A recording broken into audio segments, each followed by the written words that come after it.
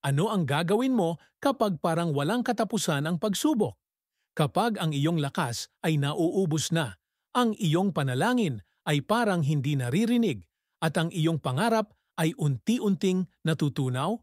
Ito ang kwento ni Mang Lito, isang mangingisda mula sa malayong bayan ng San Isidro, Quezon, na natuklasan na ang biyaya ng Diyos ay hindi lamang sapat, kundi sobra-sobra. Si Mang Lito, 43 taong gulang, ay isang mangingisda na ang mga kamay ay matigas na dahil sa dekadang paghila ng lambat. Ang kanyang bangka na pinangalanang Pag-asa ay isang maliit na bangka na ipinamana sa kanya ng kanyang ama. Tuwing umaga, bago siya lumayag, nagluluto si Aling Rosa, ang kanyang asawa, ng mainit na kanin at tuyo para sa kanya. Ang kanilang tatlong anak, si Jomar, si Ana at si Baby, ay palaging naghihintay sa kanya sa tabing dagat. Tumatakbo papunta sa kanya kapag nakita nila ang kanyang bangka na paparating. Ngunit dumating ang tag-ulan. Walang tigil ang pagbuhos ng ulan, ang alon ay lalong nagiging malakas at ang kanyang lambat ay palaging bumabalik na walang lamang isda. Unti-unti, nauubos ang kanilang ipon. Ang mga ngiti ng mga anak niya ay naging bihirang makita. Ang mga gabi ay puno ng tahimik na luha ni Aling Rosa habang nagdadasal siya sa tabi ng kanilang maliit na altar.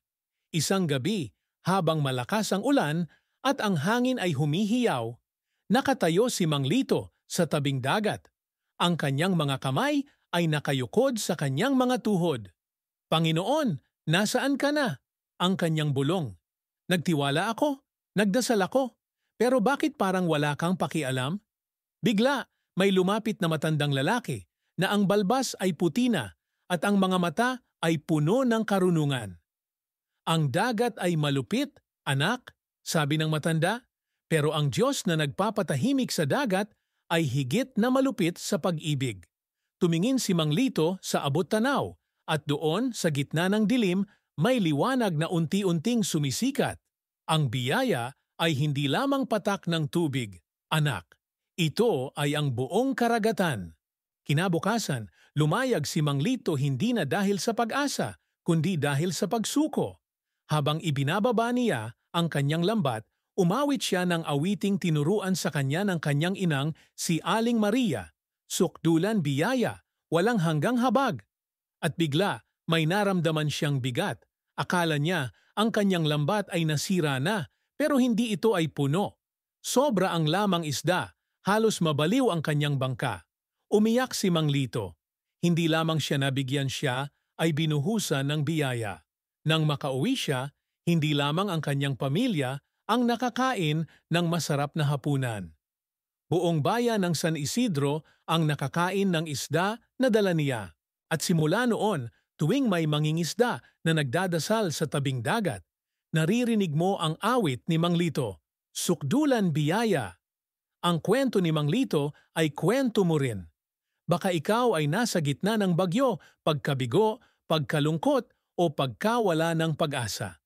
Pero ang biyaya ng Diyos ay hindi lamang sapat, ito ay sobra-sobra. Ito ang kamay na nagtatangay sa iyo kapag ikaw ay nalulunod, ang liwanag na naghahanap sa iyo sa kadiliman, ang pag-ibig na hindi ka bitawan. Ngayong araw, kung ikaw ay nasa gitna ng bagyo, huwag kang maghintay ng patak ng biyaya, asahan mo ang baha. Awitin mo ang iyong sukdulan biyaya sa iyong buhay. Ipahayag mo na ang kanyang biyaya ay sapat at makikita mo kanyang gagawin mula sa iyong kakulangan. Magiging sobra ang iyong kasaganahan. Ibahagi mo ang kwentong ito sa isang taong nangangailangan ng pag-asa. Sabihin mo sa kanila, huwag kang susuko. Ang pinakamagandang bahagi ay darating pa lamang.